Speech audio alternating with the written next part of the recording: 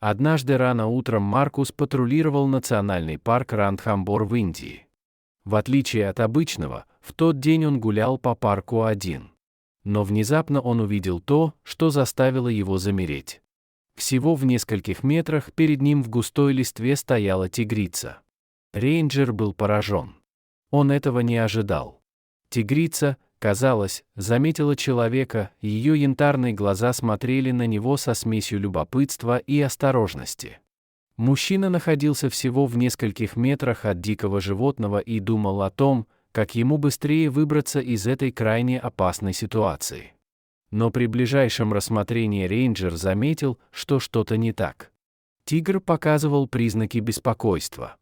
Опытный человек осторожно присмотрелся к животному. То, что он обнаружил дальше, разбило ему сердце. Лапа тигра попала в капкан. Судя по всему, это устроили браконьеры. Тигрица изо всех сил боролась с ловушкой и пыталась освободиться. Но безуспешно. Когда рейнджер осознал ситуацию, он почувствовал смесь гнева и жалости.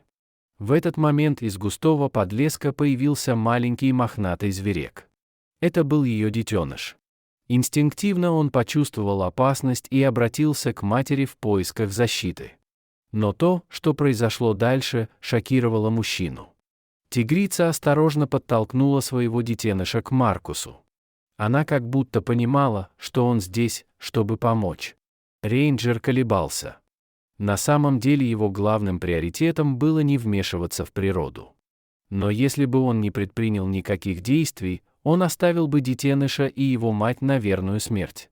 Но мысль о том, чтобы встать на колени рядом с тигрицей и освободить ее из ловушки, заставила Маркуса застыть в жилах. Что, если хищник напал на него? Возможно, она подумает, что он был браконьером, причинившим ей такие страдания. Но взгляд тигра был слишком умоляющим, чтобы его игнорировать. Маркус осторожно взял детеныша на руки.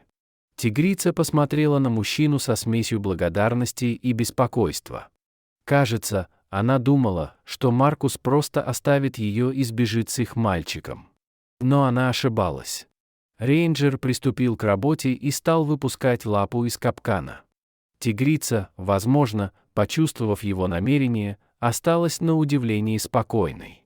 Она как будто понимала, что это двуногое существо не причинило вреда. Наконец ловушка освободилась.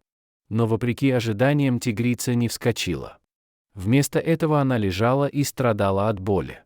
Только тогда Маркус осознал степень ее травм. Через несколько минут тигрица собрала все силы и встала.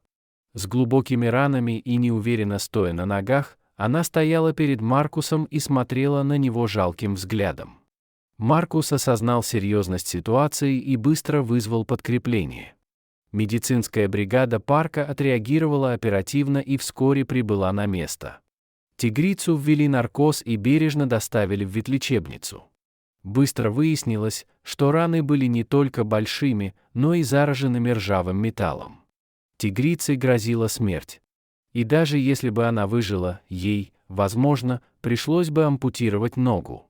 Медицинская бригада работала усердно, очищая раны и вводя антибиотики для борьбы с распространяющейся инфекцией. Это была гонка со временем. В то время как медицинская бригада в первую очередь заботилась о тигрице, Маркус отвечал за уход за детенышем. Он провел много времени с тигренком и назвал ее Тарой. Он накормил ее и дал ей много любви и ласки. За несколько недель детеныш быстро вырос и хорошо поправился. Пока сотрудники лихорадочно боролись за жизнь тигрицы, команда национального парка приступила к выслеживанию браконьеров, виновных в этой жестокости. Опасность для тигров и других животных в парке можно будет предотвратить только после того, как преступники будут пойманы.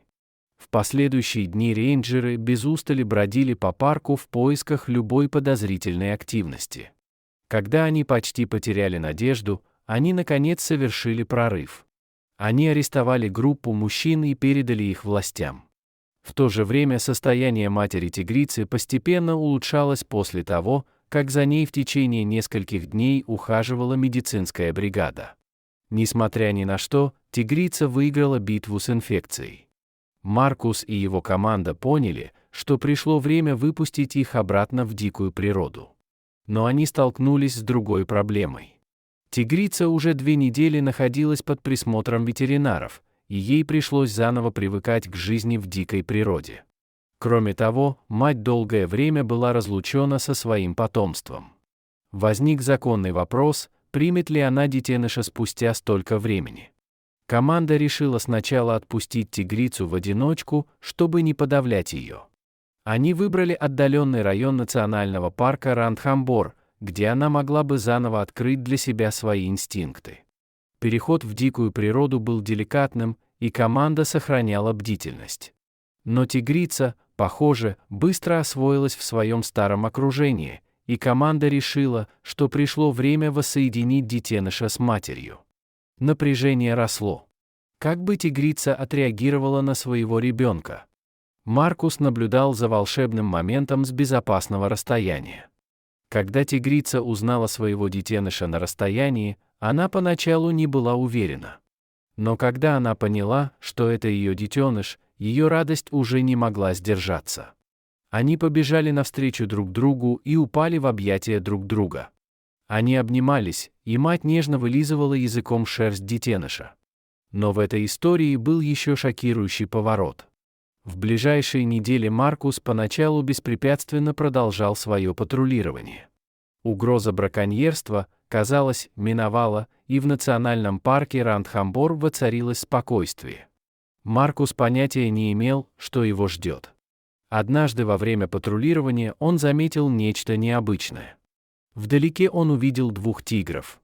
Инстинктивно ему хотелось побыстрее отойти, чтобы не приближаться к ним двоим слишком близко.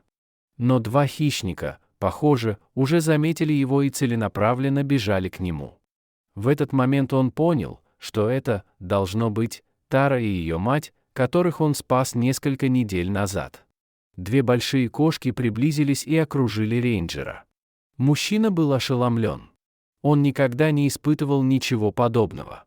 Но 2 тигра ничего ему не сделали.